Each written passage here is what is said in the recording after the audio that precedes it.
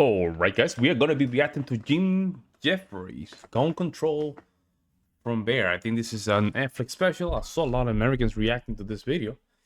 Might be good. Might be good. So we're going to react to this, see what's going on. Huge fan of the Second Amendment here in the United States, but always open to different opinions. So see what's going on here.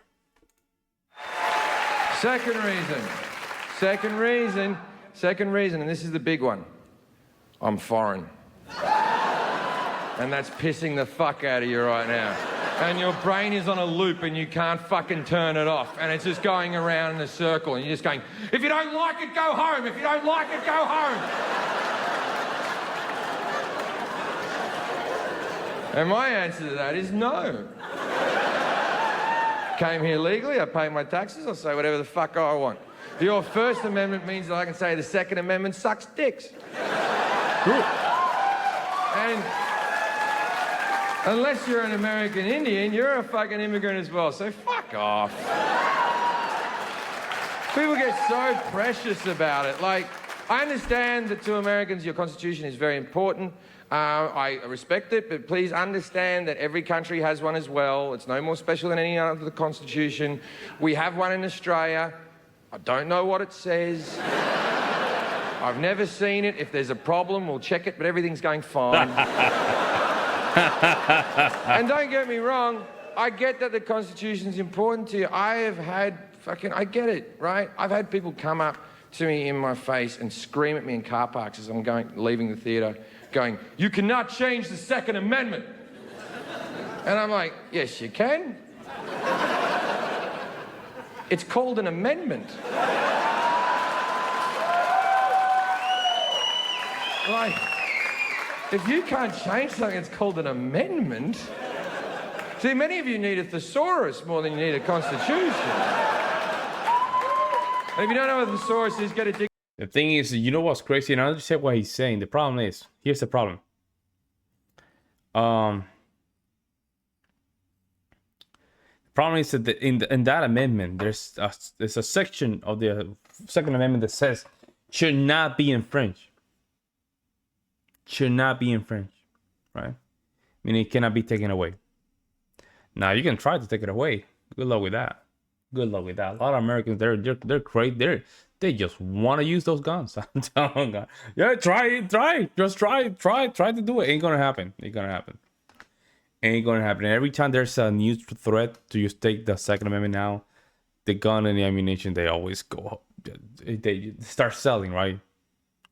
That's why they stop. That's why they stop. At this point, you have you have multiple armies in the United States. That's why it's gonna be even very hard to anybody to just even invade the United States. It's just, I mean, the level of guns in the United States here is just out of reach, man. This is the only amendment that says that it should not be infringed. I mean, you should not.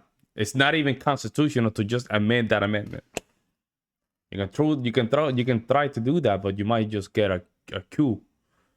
You might just get a coup because now you're gonna have one side of the equation saying, "Oh, you're going against the Constitution. We have to take you out," right?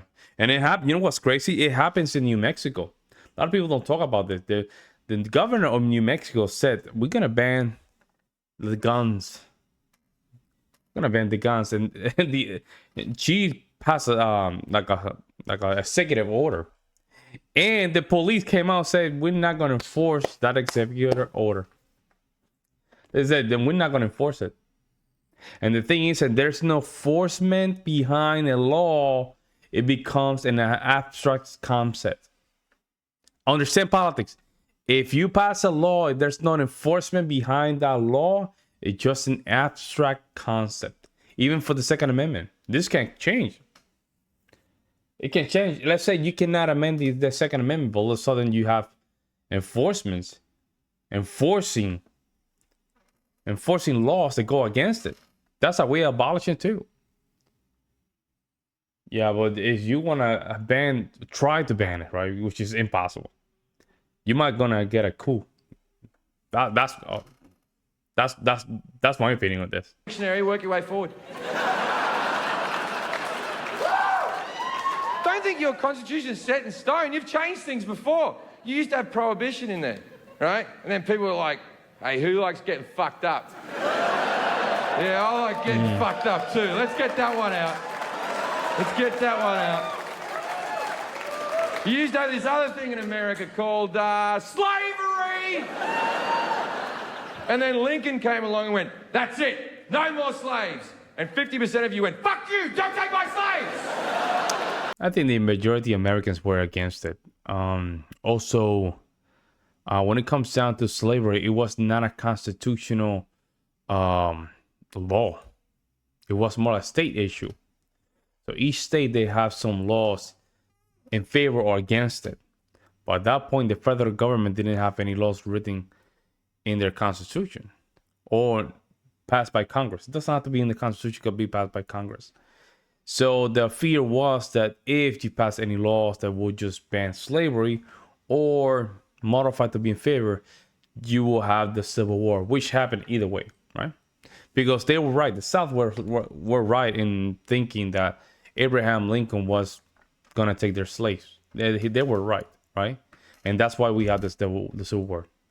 Also, it was the fear of the federal government taking the rights of the states, which that's a different conversation. But it's not that slavery was never illegal or legal in the United States until post-Civil War. And by the way, the Emancipation Proclamation was not constitutional.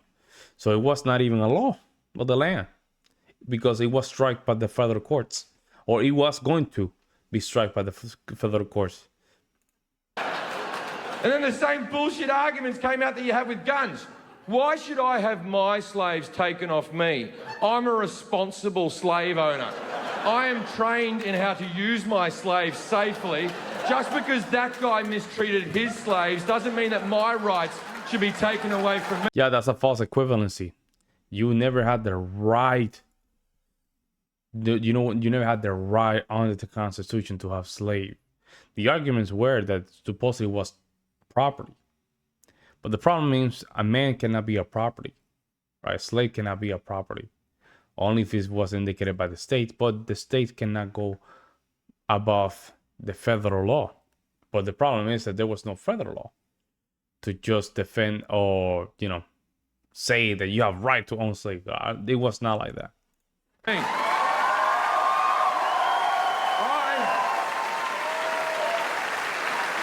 I use my slaves to protect my family. I keep my slaves locked in a safe. That's the thing. Why should I have my guns taken off me? I've done nothing wrong. Look, I agree with you. If you're a responsible gun owner and you don't fuck around with them, then you should be allowed your guns. You really should. But that's not how society works.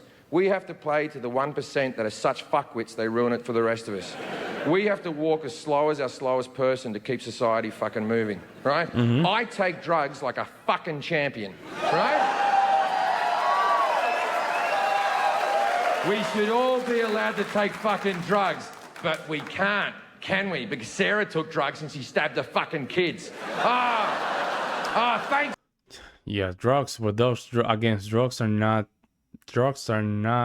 concepts that are protected under the Constitution as a right. It's just a privilege, right? Some people like to use rings, some people like to smoke, but it's not a right. Right? That's not a right. Rights are concepts that are just derived by the agreement of society. But drugs are not a right. It's just a privilege. It's like driving a car. You don't have a right to drive a car, right? You have the privilege to drive a car. These are more privileges. But again, it's just come down to what society agreed. When it comes down to gun violence, yeah, we have some gun violence, but 9 out of 10 is just by illegal gun owners. So even if you ban the guns entirely, you're still gonna have 9 out of 10, or almost 9.5 out of 10 of guns violence being committed by people that are just acquire them illegally. That's what it is. We have something called the south part of the United States. There's a lot of traffic of drugs and weaponry. A lot. We have the same problem in Puerto Rico. It's the same statistic. 9 out of 10, are just committed by people that just acquire guns illegally. Even if you eliminate the Second Amendment, if you just scratch it, you take all the guns, you're still gonna have the 9 out of 10 statistic by illegal owners. It's just how it is. Sarah, you fucked it up for everyone, right? Everyone should be allowed to drive their car as fast as they can do it, right? No. But we can't because Jonathan got drunk and ran over a family. Thanks, Jonathan! Now I have to drive at 30, you fucking idiot!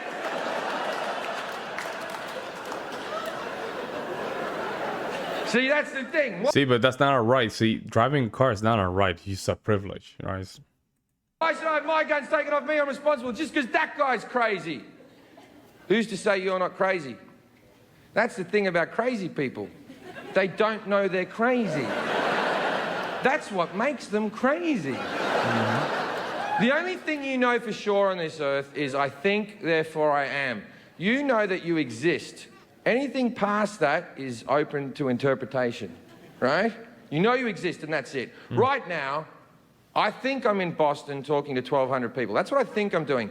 But there is a good to fair chance that I'm in a mental home standing in front of a white wall going, I hate guns, I hate guns, I hate guns.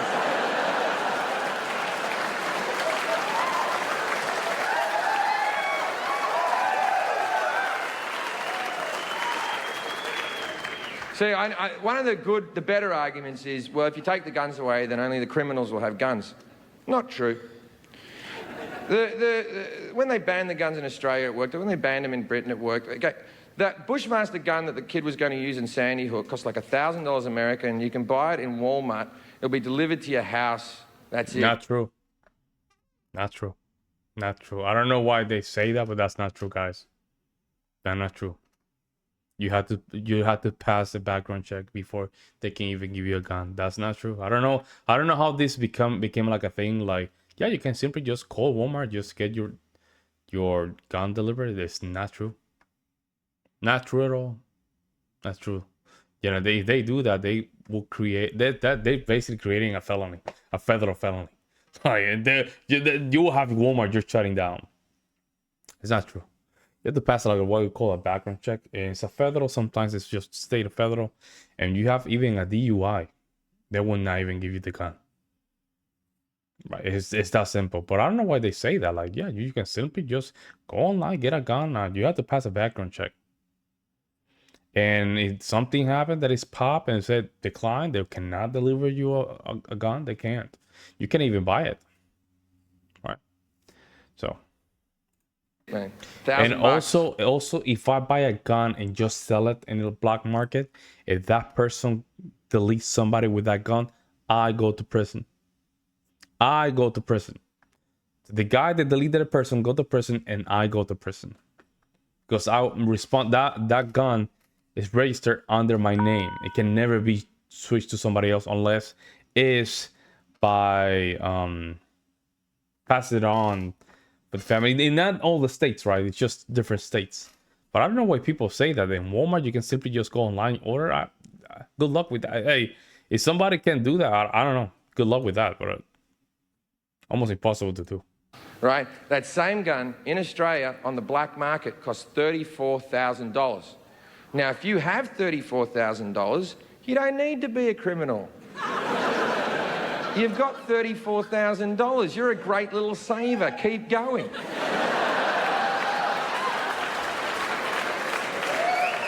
So that covers the criminals, but that doesn't cover the people who want to murder your family. No, you didn't cover the criminal. What are we gonna do when they just obtain the guns by the market? Actually, it's not that expensive either. You can just basically just go to the black market, get a gun of 9mm or simply handgun by $200, $300.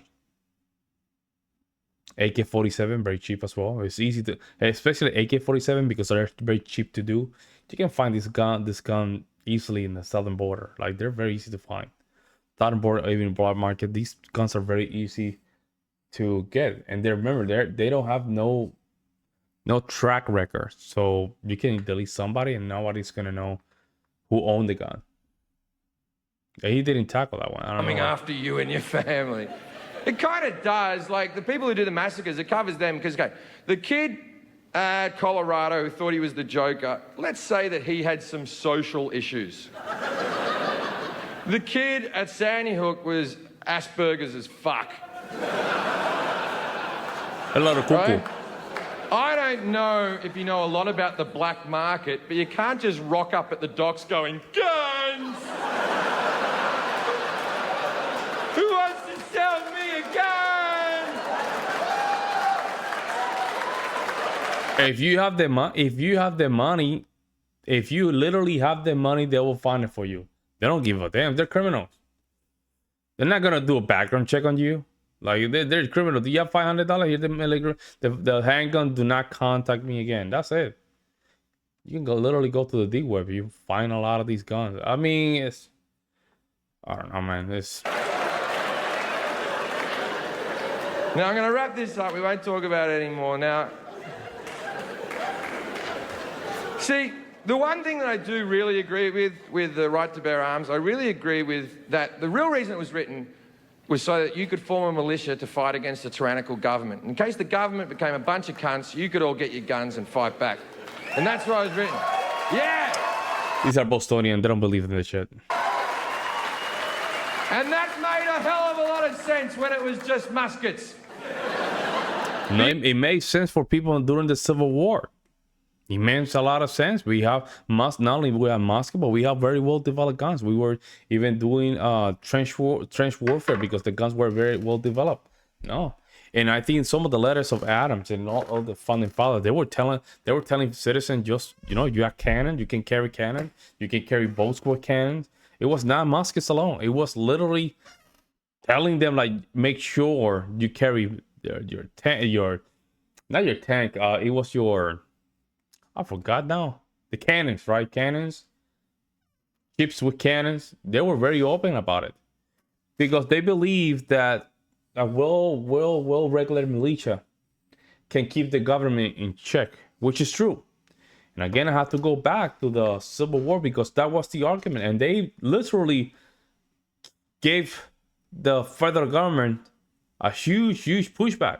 They almost won the war. At the beginning of the first 2 years, almost won the war. And the reason was because they have a very well-regulated militia, and rightly so, they were right. The federal government was gonna literally just take their gun out because they were afraid of the rising of the new Confederacy, which they were right as well. These concepts are, you know, I know he understands his audience, by the way.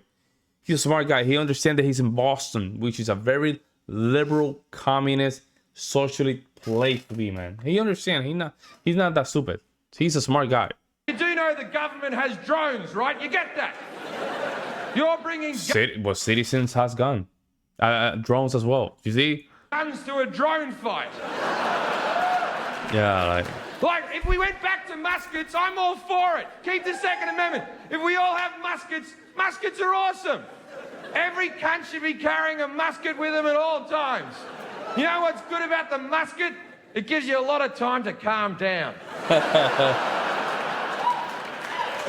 Someone calls your wife fat and you're like, fuck you, buddy.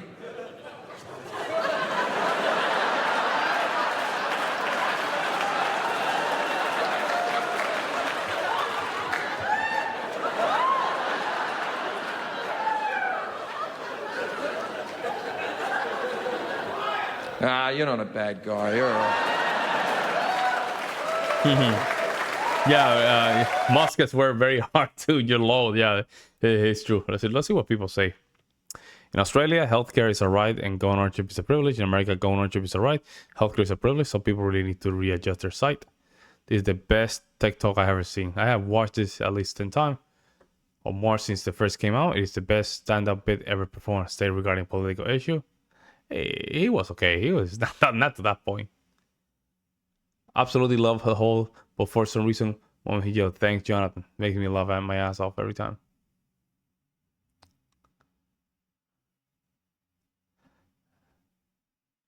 I just noticed that part 1 has 17 million views, part 2 has 11. That means that 20% that are phased out plus 10% plus the 10% that are viewers add up nicely. No, he did good. He just brought up some good points, right? I think some of their point was very, very valid. I will put it like that. Very valid. Um, I used to be a no gun in the United States kind of guy, but then I study a little bit of the gun situation in the United States is not like that. It's not it's a pure guns and no gun, also no gun violence. Like it doesn't work like that. A lot of these places in Chicago, New York City, a lot of these places they just literally just get gun out of the black market, which is not even sell in the United States. Every gun sell in the United States needs to be registered and always have a track. Some of these guys, well, the majority of them, they just find them the black market. Also, mass shootings in the United States is not something that happens all the time. It happens, right? Not all the time. You have more. It all depends what is categorized as mass shooting. Mass shootings are categorized two or three more, two or more people dead because of a gun. But the problem is, it's only because if it is a white guy. It is in the inner cities, it doesn't count as a mass shooting, by the way. I think that's how it works. If it is in the inner cities, and let's say a guy just deleted 15 people or deleted 3 and 14, injured, it's not categorized as a mass shooting for some reason. I don't know why. It's kind of weird, man. It's kind of weird. Now, some of his concern, I think is valid. Don't get me wrong. A lot of I just want these things to be fixed, and maybe we might see some changes in the future. Maybe the culture might go like ban everything. Like you never know, right? These things are always changing. But for me, it's mostly water protects more families, right? Water protects more families. I wish I wish there was no so many death in the cities, but it happens all the time in the cities, man. Like a lot of these people just deleting each other, they just have guns and they cannot even get them, right? Because if you want to get a gun in one of these major cities, you can't. You literally can't. It's almost impossible. New York City, you're probably gonna have to wait like 4 years. You have to go through a lot of less. I mean, by the time you get a gun in New York City, or by the time you do that, you could have just simply just go to a black market and just buy it for $600 or something like that. Yeah, right. Like it gets that crazy. I'm not saying that should be okay.